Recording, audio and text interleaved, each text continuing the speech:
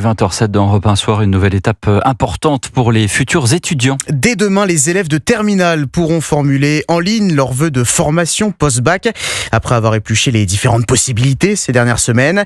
Certains étudiants sont déjà sûrs de leurs ambitions, d'autres se creusent encore la tête pour faire ces choix cruciaux, comme l'a constaté Charles Bouchin pour Europe 1.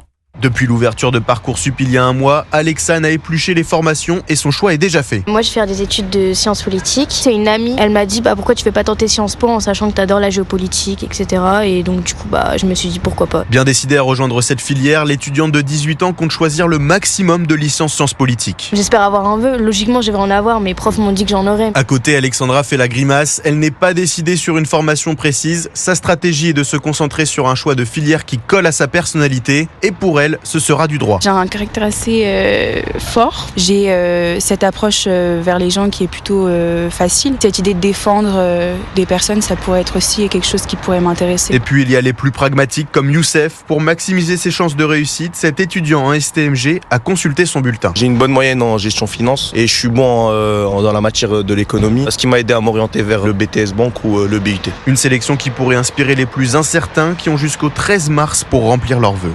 Le reportage Europe 1 de Charles Bouchin.